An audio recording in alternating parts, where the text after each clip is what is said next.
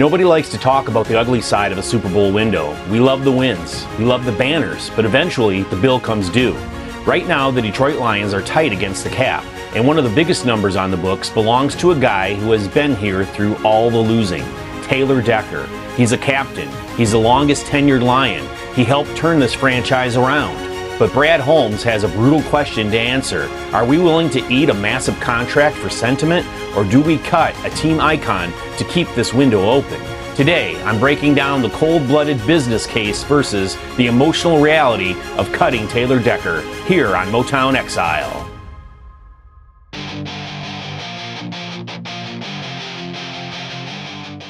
Let's start with the math, because the salary cap doesn't care about feelings. And let me premise this first by saying that the scenario means nothing if Decker retires. For the 2026 season, Decker's cap hit is sitting at roughly $26 million.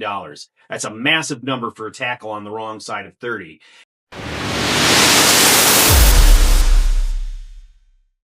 If the Lions keep him, that full number sits on your books, restricting who else you can sign.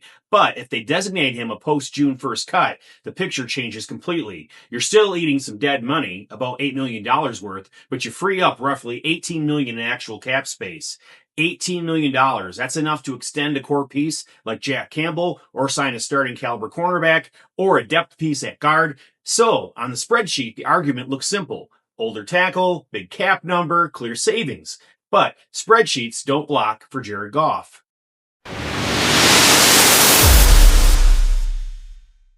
Are we really trusting a guy like Giovanni Manu to step in as a starter in a Super Bowl window, or do we trust Brad Holmes to find another gem in the draft? Actually, looking at the 2026 draft class, there are 3 tackles, specifically Spencer Fanu out of Utah and Caden Proctor from Alabama, who fit exactly what the Lions like to do, especially in the run game.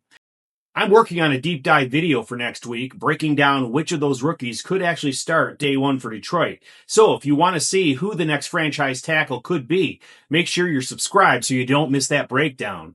But for today, let's assume the Lions don't draft a replacement.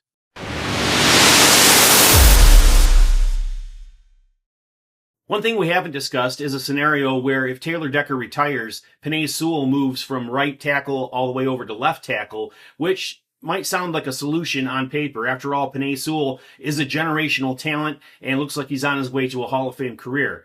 However, let me hit the pause button on that one real quick, because if you really think about it, all it does is create a scenario where now you go from having a hole at left tackle to having a hole at right tackle, and you're right back where you started. So even though Jared Goff is a right-handed quarterback and will be able to see who's coming at him from the right side, theoretically, it doesn't mean that it necessarily solves the problem, because you're still left with who's going to play that right tackle position.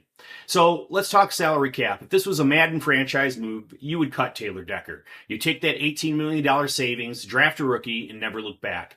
But real football isn't played on a spreadsheet. You're talking about disrupting the chemistry of the best offensive line in football, well, at least 2 years ago, and you're talking about removing a primary leader from the locker room. For me, unless Brad Holmes has a rock-solid plan for a replacement that he loves, and I don't mean a project because we've seen enough of Brad's projects, I mean a starter, I lean towards riding one more year with Taylor Decker. I mean, the savings are tempting, but the risk of breaking Goff's protection is too high. I mean, that's my verdict. The business side says cut him, but the football side says keep him. But I want to know where you stand. Is $18 million worth the risk? Let me know in the comments. Thanks again for listening to Motown Exile. Again, my name's Ryan. We'll see you next time.